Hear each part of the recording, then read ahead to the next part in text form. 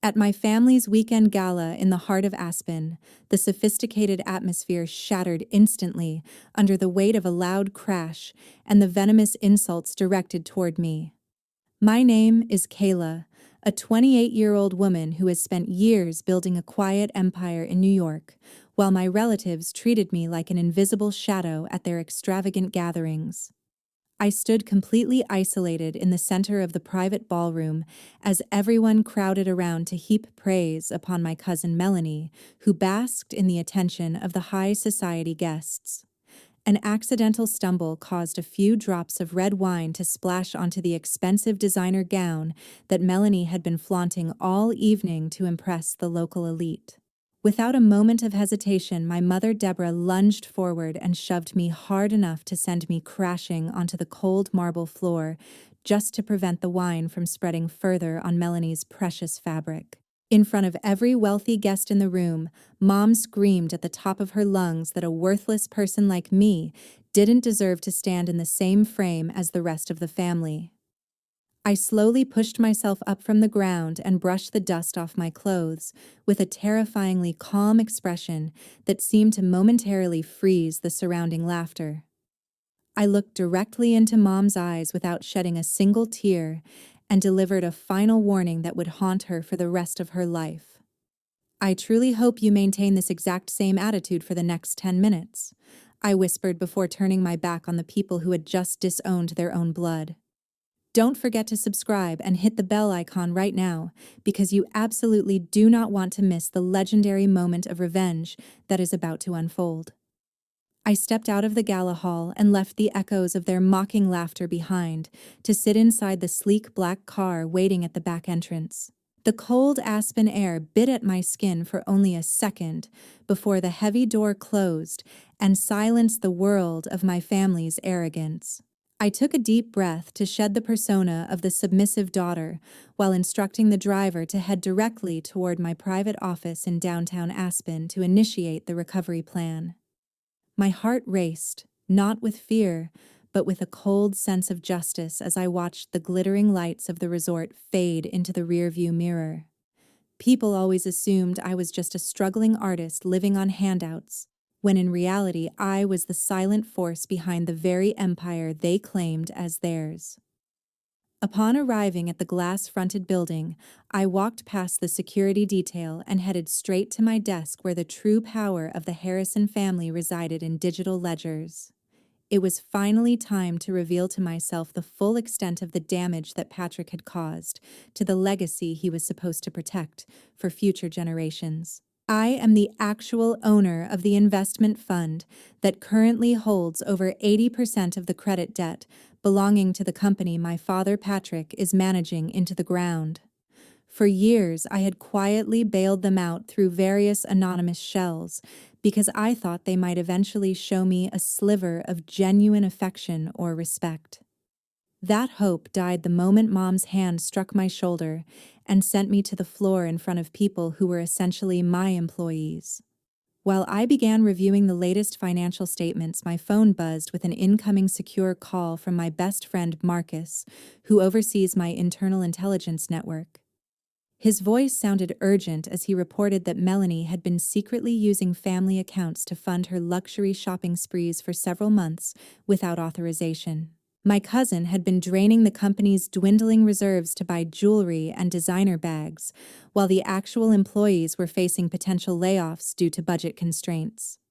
This betrayal felt like a sharp needle against my skin, because I was the one working 18 hours a day to keep those very accounts funded. I thanked Marcus for the data and immediately redirected my focus toward the legal documents that would serve as the final nail in their coffin of vanity. I picked up the dedicated line to call my husband Grant, who is a top-tier attorney specializing in corporate takeovers and aggressive asset recovery. I instructed him to immediately activate the asset seizure clauses because Dad had officially violated the payment commitments we had established in the last fiscal quarter. Grant sounded calm yet determined as he confirmed that the paperwork was already prepared and merely needed my digital signature to go into full effect. There would be no more extensions or polite reminders for people who treated their benefactor like a piece of trash on a ballroom floor. I felt a strange sense of relief as I authorized the legal team to move forward with the most aggressive stance possible under Colorado law. The next step was even more personal as I logged into the central banking portal to permanently freeze the secondary credit cards that Mom and Melanie were currently using. I watched the status bars turn from green to red and knew that their world of effortless consumption was effectively coming to an end at that very second. They would soon realize that the luxury they flaunted was nothing more than a temporary gift from the woman they had just publicly humiliated. The truth about the Harrison family being nothing but an empty shell living on my secret subsidies was finally beginning to emerge into the light. I leaned back in my chair and looked out over the darkened peaks of Aspen, while knowing that the next 10 minutes had already begun. 3 days later, the bright Aspen sunshine failed to soften the crushing tension that filled the air inside the family legal office. I sat in a darkened room several miles away and adjusted the high-resolution feed from the security cameras Grant had installed for this specific moment. My mother, Deborah, walked into the conference room with an air of triumph, while leading Melanie by the hand as if she were a prize-winning show horse. They had requested this urgent meeting with the firm to finalize the transfer of the entire family estate inheritance from my name over to my cousin. Melanie kept stroking the leather of her expensive handbag while casting arrogant glances at the empty chair where she expected me to be sitting and crying. The senior partner at the firm looked visibly uncomfortable as he placed a thick stack of legal documents onto the polished mahogany table for their review. Mom did not even bother to read the fine print before sliding the papers toward Melanie while telling her that she finally had what she deserved. They both gasped in genuine shock when the lawyer informed them that I had already signed away my inheritance rights over a year ago. Melanie let out a sharp laugh of derision because she truly believed my early departure from the will was a sign of my weakness or financial desperation. She quickly grabbed the gold pen and began signing her name across every single page without realizing that she was actually stepping into a massive financial trap. My lips curled into a cold smile as I watched her flourish her signature, because that estate carried a tax debt that had been compounding in secret for years. By taking full ownership of those properties, Melanie had officially become the primary debtor for millions of dollars in back taxes and unpaid environmental fines. I leaned closer to the monitor and whispered a command into my headset for Grant to ensure that every single penny of that liability was legally tied to her personal Social Security number.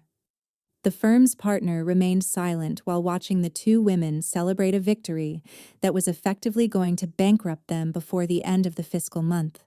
They were so blinded by their greed for the Harrison legacy that they ignored the missing disclosure schedules tucked into the back of the folder. While the meeting in the legal office continued, I initiated a secure encrypted call to Marcus to finalize the next phase of our acquisition strategy. I instructed him to complete the purchase of the actual land titles for the estate through our anonymous shell corporation based in Delaware. This move ensured that even if they managed to pay the taxes, they would only own the crumbling buildings while I held the ground beneath their feet. Marcus confirmed that the transaction was already processing and that the local land registry would reflect our ownership by the time the sun set over the mountains. I felt a profound sense of satisfaction knowing that the very foundation of their pride was now resting firmly in my hands. Grant's voice crackled through my speakers a few moments later to provide a final update on the legal proceedings that had just concluded in the conference room. He sounded remarkably professional, while confirming that Melanie had signed the documents without a single objection or request for an independent audit. I told him to let her sign everything and to make sure she understood she was now legally responsible for every cent of the debt without a single path for reversal. He replied that the plan was now fully complete and that they would never be able to turn back from the financial ruin they had just invited upon themselves. It was fascinating to witness how easily their own malice had been turned into the very weapon that would eventually dismantle their entire world. Meanwhile, my father, Patrick, remained completely absorbed in his imaginary business ventures and high-stakes meetings without realizing his position was already gone. He was still calling board members to discuss expansion plans while I had already quietly replaced his seat as the primary stakeholder in the parent company.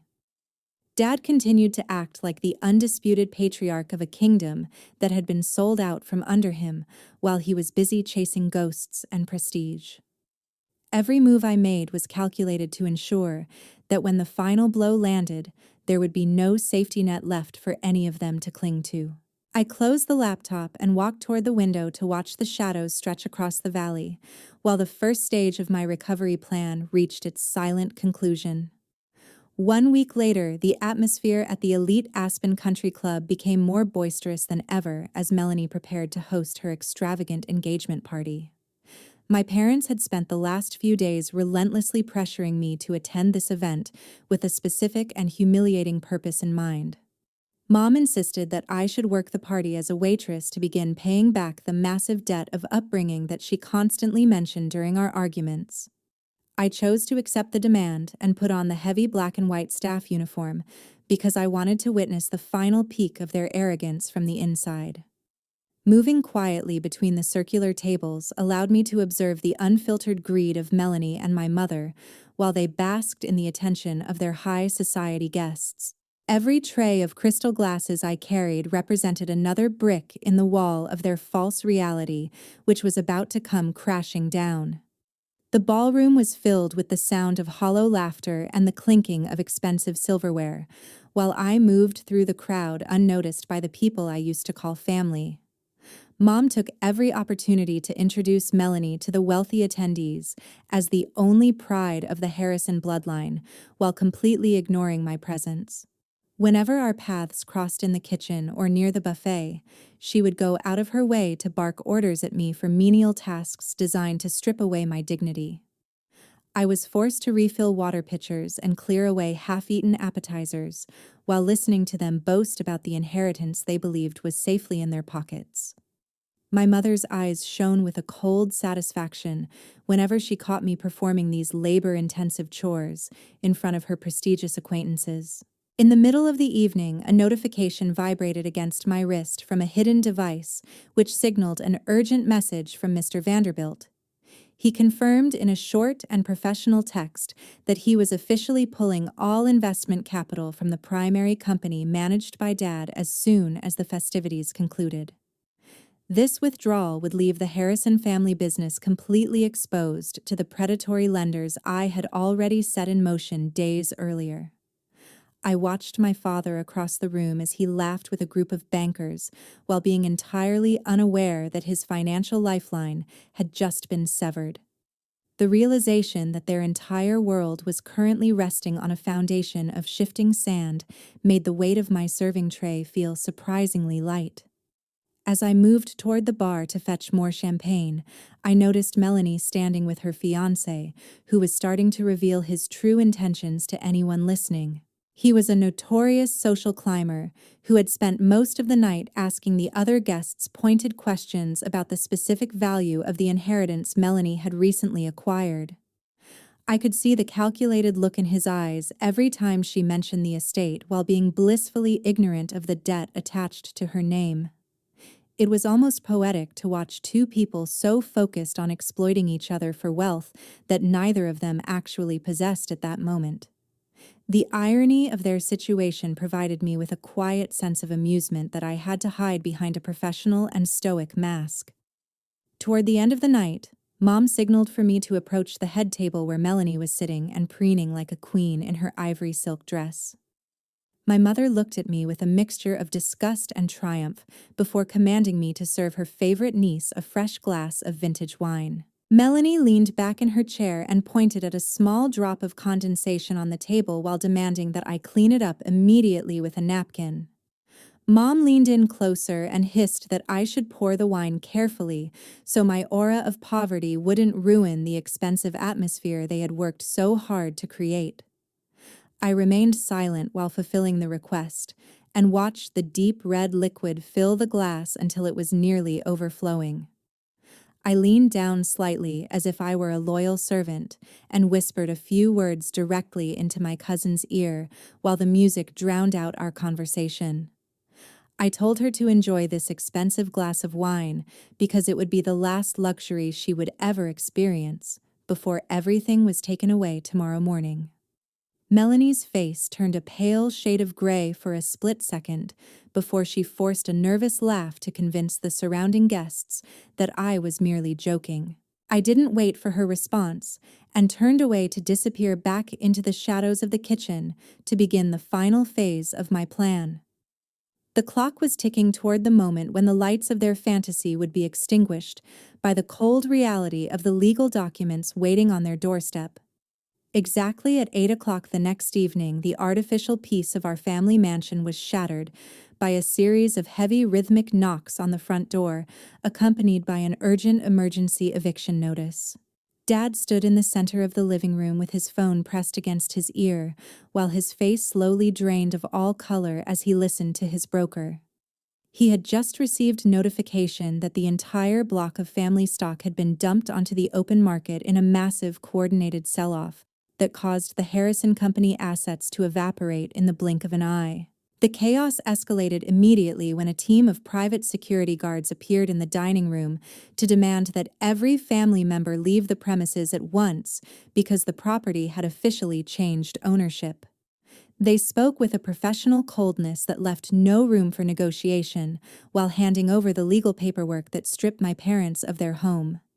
Mom began frantically calling her bank contacts to demand an explanation for why her platinum cards were being declined at every turn during her afternoon shopping trip. Her voice rose to a shrill pitch of desperation as she received the same recorded response, stating that all her accounts were frozen due to suspected fraudulent activity and a federal lien. She looked around the opulent room as if searching for a hidden camera, while refusing to believe that her life of effortless luxury had vanished before dinner was even served. Melanie stood frozen by the grand staircase with a look of pure terror on her face, because she had spent the entire morning bragged about the inheritance she no longer possessed. The reality of their situation was finally starting to sink in as the security team began tagging the expensive furniture for immediate removal and inventory. The heavy oak doors swung open once more to reveal me standing in the main foyer, wearing a sharp charcoal gray power suit that radiated authority and quiet confidence. I was not alone as I walked into the house, accompanied by Grant and Mr. Vanderbilt, both of whom carried briefcases filled with the final acquisition documents for the estate. The room went silent for a moment as my parents struggled to process why the daughter they had publicly humiliated was now standing at the head of a legal delegation. I didn't say a word at first while I looked at the walls of the mansion that I had just purchased through my investment fund to prevent it from going to public auction. This was the moment I had envisioned since the night I was shoved to the floor in Aspen, while the world watched and laughed at my supposed poverty. Dad took a shaky step toward me with his hands trembling as he realized that I was the unseen force behind the investment fund that had dismantled his legacy. He looked at me with a mixture of confusion and sudden realization, while the gravity of his mistakes began to crush his remaining pride.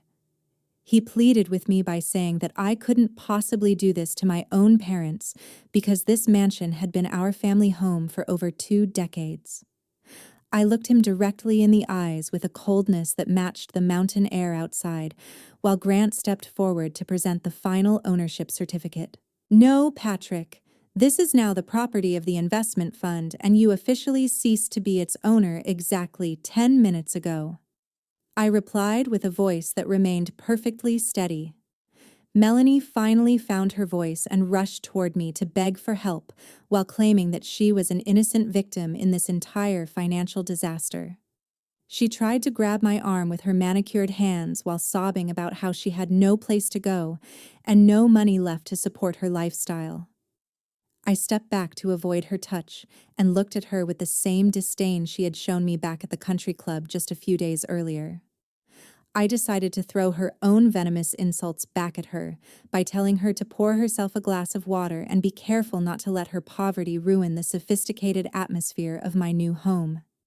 The irony was so sharp that it seemed to physically push her back, while the security guards moved in to escort her toward the exit. Mom tried to intervene by invoking the debt of upbringing she had always used as a weapon against me, but her words felt hollow in the face of the legal reality surrounding us.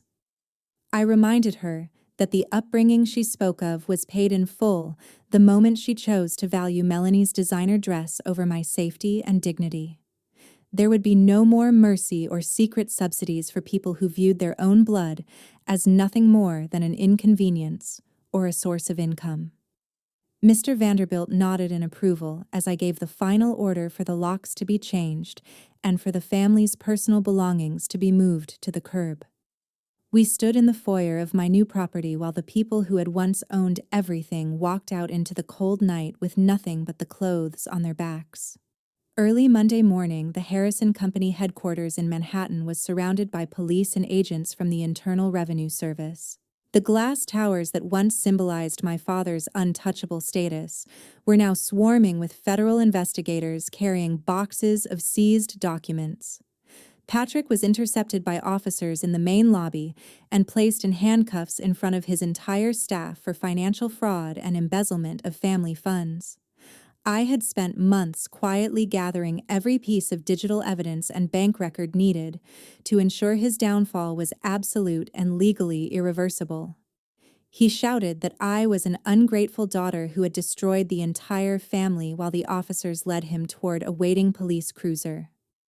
I looked at him from the mezzanine and replied that I wasn't destroying the family, but was simply cleaning up the mess they had created over the last 20 years.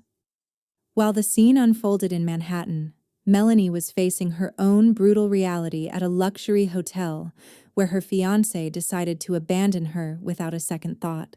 He had discovered that she was not only penniless, but was also legally responsible for a massive tax debt that would follow her for the rest of her life. He checked out of their suite and left her with a mounting bill she could not pay while taking back the engagement ring he had recently purchased. Melanie was left standing in the hotel lobby with nothing but her designer luggage and the realization that her social status had vanished overnight. The man she thought would be her ticket back to luxury had turned out to be just as predatory as the family she had tried to exploit. In Aspen, the situation was equally dire for Mom as enforcement officers arrived at the resort to escort her out of the premises immediately. She was told that she could only take a few cheap personal items in her handbag before the doors to her suite were locked and sealed by the bank. My mother tried to argue with the staff while claiming she had important connections, but the workers only looked at her with a mixture of pity and indifference. She was forced to walk past the same elite guests she had bragged to just days ago while wearing a coat that was now one of her few remaining possessions. The woman who had once demanded perfection and luxury from everyone around her was now facing a future of uncertainty and public humiliation. I sat in the high-back leather chair of the new chairperson's office and watched the news reports as the Harrison Empire officially became a lead story on every American financial website. My name was being mentioned as the visionary who had anticipated the collapse, although no one yet knew the full extent of my personal involvement in the takedown. I instructed Marcus to block all incoming calls from any relatives or former associates who were now desperately trying to reach me for a bailout or a public statement. There would be no more conversations with people who only valued my existence when they needed a financial safety net to catch them from their own greed. I felt a profound sense of peace as I silenced my desk phone and turned my attention toward the restructuring plan I had prepared for the corporation. The fall of the Harrison legacy was not just a financial event, but a total social execution that permanently tarnished the reputations of Mom and Melanie in every elite circle. I began signing the official orders to restructure the entire corporation and eliminate every remaining trace of the people who had treated me poorly in the past. Every executive who had turned a blind eye to Patrick's embezzlement was fired without a severance package to ensure the company could start with a clean slate. I was no longer the shadow in the corner of the ballroom, but the architect of a new organization that valued integrity over inherited prestige. The morning sun climbed higher over the Manhattan skyline, while I systematically erased the old guard and replaced them with professionals I could actually trust. Marcus entered the room with a final report on the asset liquidations and confirmed that the recovery of the family's stolen funds was proceeding ahead of schedule. We discussed the transition plan for the employees who had been loyal to the company despite the toxic leadership of my father over the last decade. I made it clear that my priority was to stabilize the business and protect the honest workers while the Harrison name was buried under the weight of its own scandals. The empire was finally being reborn under a new identity that had nothing to do with the hollow vanity of the people who had raised me. I leaned back and watched the city below, while knowing that the justice I had sought was finally being served in full. 10 days later, a cramped and drafty apartment on the outskirts of Chicago became the final refuge for the people who had once lived in absolute luxury in Aspen. The walls were thin enough to hear the neighbors arguing while the smell of stale grease permeated every corner of the small living space. Mom was forced to face a grim reality as she spent her mornings scrubbing laundry by hand and cooking basic meals in a kitchen she would have previously described as a dump. Her designer clothes were now stained with cleaning chemicals, while her hands were red and chapped from the repetitive labor she once paid others to perform. The arrogance that had defined her personality for decades was slowly being eroded by the sheer exhaustion of surviving without a household staff. Dad sat at a small wooden table cluttered with legal notices and spent his time pressuring Melanie to find any possible way to contact me for a settlement. He was desperate to secure a reconciliation agreement that might soften the federal prison sentence currently hanging over his head like a sharpened blade. Melanie avoided his gaze while pretending to scroll through her phone because she knew her own secrets were just as dangerous as the crimes my father had committed. They were trapped in a cycle of mutual resentment where every conversation ended in accusations about who was truly responsible for the family's sudden and violent downfall. The tension in the apartment was thick enough to feel like a physical weight that made it difficult for any of them to breathe normally. I finally agreed to meet Dad one last time in the main conference room of the corporation headquarters, but only on my own very specific terms. He arrived at the office wearing a suit that was clearly too large for him now, while looking like a man who had aged 10 years in a single week. I sat behind the large mahogany desk and watched him struggle to maintain his dignity while he prepared to deliver a rehearsed plea for mercy. He didn't realize that I hadn't summoned him there to listen to his excuses or to offer him a financial lifeline out of his legal troubles. My goal was to expose the final betrayal that had been festering within the Harrison family long before I decided to take control of the company. I slid a thick folder across the table toward him, which contained undeniable evidence of Melanie's secret plan to embezzle funds from his personal accounts. The documents showed that she had intended to steal his remaining hidden cash and flee the country with her fiancé before the authorities could freeze the assets. Dad's hands began to shake as he read the private emails and wire transfer authorizations that proved his favorite niece was willing to leave him with nothing. The silence in the room became terrifying as he realized that the loyalty he had prized above my own had been nothing more than a calculated performance. His eyes filled with a mixture of shock and profound sadness, while the fragile bond of their family unit shattered completely right in front of me. The confrontation continued as Dad began to deliver a hollow speech about blood being thicker than water, while begging for my compassion as his only daughter. He claimed that I couldn't possibly be cruel enough to watch my own father go to prison for the rest of his natural life. I remained completely unmoved by his tears and looked at him with the same detached professional focus I applied to any other business transaction. I asked him if he had considered the importance of our blood connection on the night he watched my mother push me to the floor in Aspen without saying a single word. The question hung in the air like a cold mist while he struggled to find an answer that didn't expose his own cowardice and lack of character. I ended the meeting by signaling for the security team to enter the room and escort Patrick toward the elevators without any further discussion or delay. I made it very clear that there would never be a reconciliation or a second chance for people who had only valued my existence when it served their vanity. He tried to speak one last time, but the guards firmly led him away, while I turned my chair back toward the window to watch the city. The chapter of my life involving the Harrison name was officially closed, and I was ready to move forward without the burden of their toxic expectations. I felt a sense of finality as the door clicked shut and left me alone in the quiet power of my own office. 1 month later, as the thick snow in Aspen finally began to melt into the mountain soil, I stood on the rooftop terrace of the corporate headquarters to prepare for a new journey. The crisp morning air felt refreshing against my skin while I watched the city wake up and realize that the Harrison era had truly come to an end. Grant and I had spent the last several weeks finalizing the transfer of our remaining American assets so we could move our operations to London. Expanding our investment empire into the European market was the next logical step in my plan to build a legacy that was entirely independent of my family's past.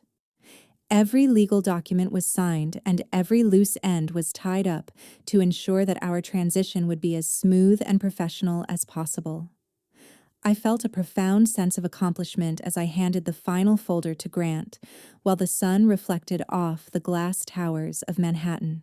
The peace of my departure was briefly interrupted at the International Airport terminal, where Mom and Melanie managed to block my path near the entrance.